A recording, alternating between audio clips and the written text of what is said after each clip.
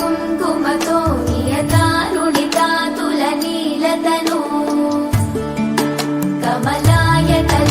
कमलायतलोचनलोकपते विजयी भव वेङ्कटशैलपते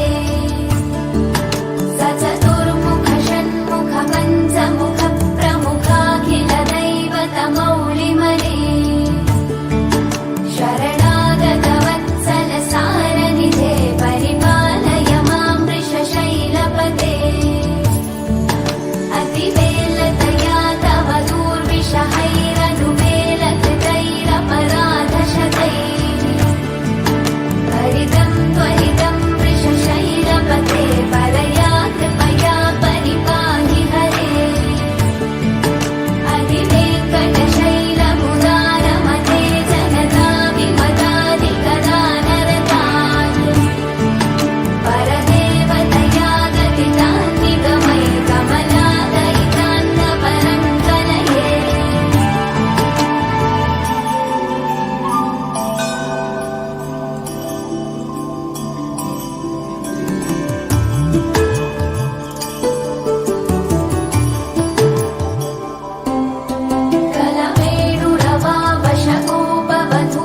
कलवेणुरवावशकोपवधूशतकोटिवृतात् स्मरकोटिसमात्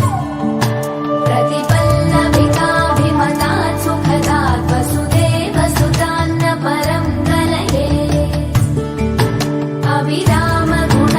अविरामगुणाकरदाशरथे जगदेकधनुर्धर धीरमते रघुनायक राम रमेश विभो वरदो भवदेव दयाजलधे अवनीतनया कमनीयकरं रजनीकरचारुमुखापुरुहम्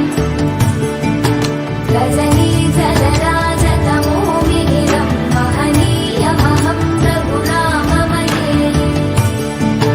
सुमुखं सुहृदं सुलभं सुखदं स्वनुजं च सुखाय ममोघशरम् अपहाय रघूत्वहमन्यमहं न कथञ्चन कञ्चन चातु भजे